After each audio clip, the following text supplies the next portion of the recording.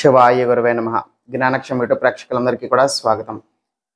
ప్రేమ విఫలమయ్యి వాళ్ళు మీతో ఫోన్ చేస్తే బాగుండు, మళ్ళీ మెసేజ్ చేస్తే బాగుండు, మళ్ళీ కాంటాక్ట్ చేస్తే బాగుండు అని చెప్పి మీరు ఆశపడుతున్నట్లయితే కనుక ఇప్పుడు నేను మీకు చెప్పబోతున్నటువంటి ఈ యొక్క ప్రక్రియ ద్వారా 5 రోజుల్లో కానీ 11 రోజుల్లో కానీ మీరు కోరుకుంటున్నటువంటిది జరిగేటువంటి అవకాశం ఉంది. అయితే శ్రద్ధగా జాగ్రత్తగా వినండి చెప్పిందల్లా కూడా. ఏం చెయ్యాలి? ఇది ఏ రోజైనా సరే రాత్రి పూట మీరు మొదలు పెట్టచ్చు. కానీ సోమవారం నాడు మొదలు పెడితే మరీ మంచిది. లేదు అనంటే ఏ రాత్రి మొదలుపెట్టినా సరే తప్పేం లేదు. శుభ్రంగా 9 నుంచి 11 గంటల యొక్క మధ్యలో రాత్రి సమయంలో ఈ యొక్క ప్రక్రియ అనేటువంటిది చెయ్యాలి. శుభ్రంగా చక్కగా స్నానం చేయండి. తల స్నానం చేయాలి అనబడేటువంటి నియమం ఏమీ కూడా లేదు. అయితే మీ యొక్క ఇంట్లో గనక ఒకవేళ ఏదైనా ఒక చిన్న సైజుది శివలింగం గనక ఏదైనా ఒకవేళ ఉన్నట్లయితే గనక అయితే స్నానం పూర్తయిపోయిన తర్వాత మీ యొక్క పూజా మందిరంలో చక్కగా కూర్చొని ఒక చిన్న చెంబుతోనో గ్లాస్తోనో ముందుగా ఈ శివలింగం మీదన నీళ్లు వేయాలి. ఒకవేళ శివలింగం లేనటువంటి వాళ్ళు శివ పార్వతుల యొక్క పటం కోసం చెయ్యండి. నీళ్లు పోయాల్సిన అవసరం అయితే లేదు. చక్కగా దీపారాధన అనేది చేసుకోండి. శివలింగం ఉన్నటువంటి వాళ్ళు ఇప్పుడు నేను చెప్పబోతున్నటువంటి ప్రక్రియ శివలింగం దగ్గర చెయ్యండి. లేనటువంటి వాళ్ళు శివ పార్వతుల యొక్క పటం ఎదురుగుండా కూర్చొని చెయ్యండి. ఏం చెయ్యాలి? ముందుగా తెల్లటి పువ్వులన్నీ కూడా సేకరించుకోండి. నందివర్ధనం కానీ, లేకపోతే లిల్లీ కానీ, లేకపోతే మల్లె పువ్వులు కానీ, ఇటువంటివి తెలుపు రంగు కలిగినటువంటి పుష్పాలన్నీ కూడా చక్కగా సేకరించుకుని ఈ ఒక 4 పుష్పాలు ఆ యొక్క శివలింగం దగ్గర లేకపోతే ఆ యొక్క పటం దగ్గర ఏది ఉంటే అది ఆ యొక్క పుష్పాలు వేసి చక్కగా దీపారాధన అనేటువంటి చెయ్యండి. దీంతోనే దీపారాధన వెలిగి చెయ్యాలని ఏం లేదు. ఆవు నెయ్యి నూనె అనేది ఏది ఉంటే అది దీపారాధన అనేటువంటిది చెయ్యండి.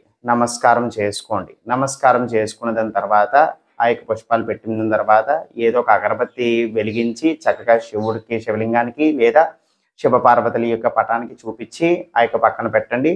శివలింగం ఉన్నటువంటి వాళ్ళు ఒక చిన్న గ్లాస్తోనో చెంబుతోనో నీళ్ళు అనేటువంటిది శివలింగం మీదన పోయండి.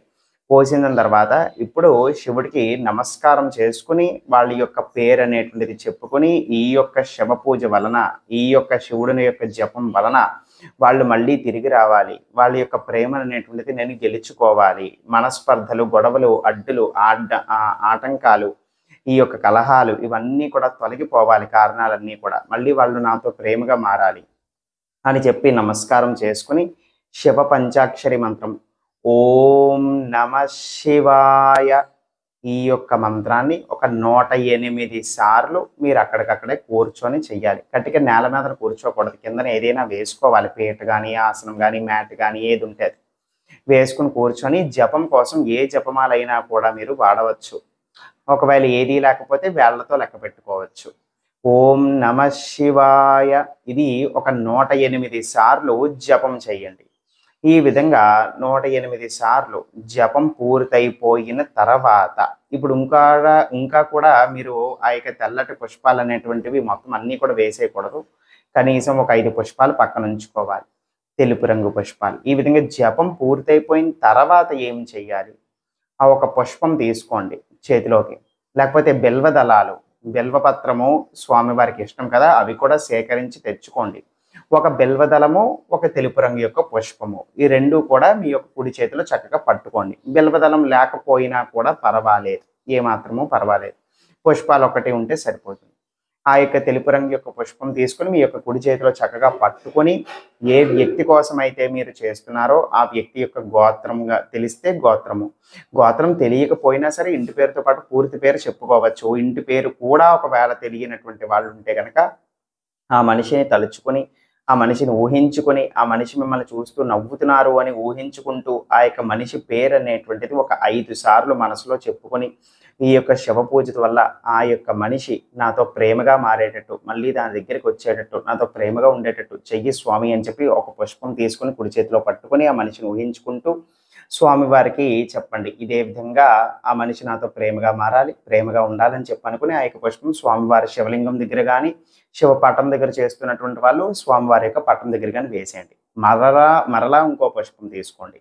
అది వేసేసిన తర్వాత అప్పుడు మళ్ళీ అది కూడా ఇదే విధంగా కుడి చేతిలో పట్టుకోండి. కుడి చేతిలో పట్టుకొని మళ్ళీ ఆ యొక్క మనిషిని తలుచుకోవాలి మీరు మనసులో.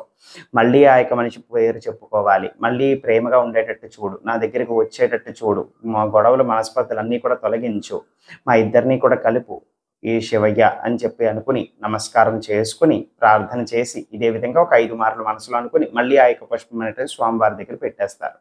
మరలా ఇంకొక పుష్పం తీసుకోవటం, మళ్ళీ ఆ యొక్క వ్యక్తి యొక్క పేరు చెప్పుకోవటము, ఇలాగ కలిసి రావాలి, గొడవలన్నీ కూడా తొలగించు స్వామి అని చెప్పని అనుకోని ఒక 5 మార్లు అలాగ మనసులో అనుకుంటూ ఆ పుష్పం పెట్టేసేయాలి. ఈ విధంగా 5 సార్లు చెయ్యాలన్నమాట. ఎప్పుడు 108 సార్లు జపము పూర్తయిపోయిన తర్వాత ఒక పుష్పం తీసుకోవడం.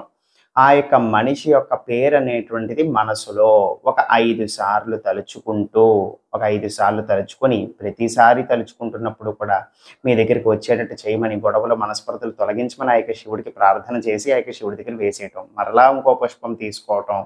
ఆ యొక్క మనిషి యొక్క పేరు మనసులో 5 సార్లు తలుచుకోవటం. స్వామివారి దగ్గర పెట్టేసేయటం. ఈ విధంగా ఒక్కొక్క పుష్పం తీసుకొని ఆ యొక్క మనిషి యొక్కని 5 సార్లు మనసులో తలుచుకోవటం, పెట్టేయటం అనేటువంటిది 5 పుష్పాలతో చేయాలి. ఒకదాని తర్వాత ఒకటనమాట. ఈ విధంగా చేయండి. చేసిన దాని తర్వాత చక్కగా స్వామివారి యొక్క శివలింగానికి కావచ్చు, లేకపోతే పటానికి కావచ్చు, చక్కగా హారతి అనేటువంటిది ఇచ్చుకోండి. అయితే వరుసగా 5 రోజులు మీరు మొదలుపెట్టినటువంటి రోజు నుంచి వరుసగా ఈ యొక్క ప్రక్రియ రోజు కూడా రాత్రి 9-11 గంటల యొక్క మధ్యలో వరుసగా 5 రోజులు చేసేసరికి మీకు ఖచ్చితంగా దీని వలన శుభ ఫలితం ఉంటుంది అని చెప్పి శాస్త్రం అనేటువంటిది తెలియజేస్తూ ఉన్నది. ఇంకా కూడా కఠినమైనటువంటి పరిస్థితి అయితే గనక అంత తొందరగా ఇంకా రిజల్ట్స్ రానటువంటి పరిస్థితి అయితే కనుక వరుసగా 11 రోజులైతే చెయ్యండి.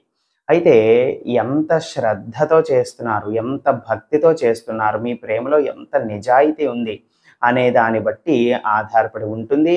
ఆ యొక్క శివుని యొక్క కృప వలన, శివుని యొక్క అనుగ్రహం వలన ఖచ్చితంగా 5-11 రోజుల్లో మీరు కోరుకున్నటువంటి స్పందన అనేటువంటిది ఆ యొక్క అవతల వ్యక్తి నుంచి మీకు లభిస్తుందనమాట. భార్యాభర్తలైనా కూడా చెయ్యొచ్చు. ఇది కేవలం ప్రేమికుల కోసం మాత్రమే కాదు.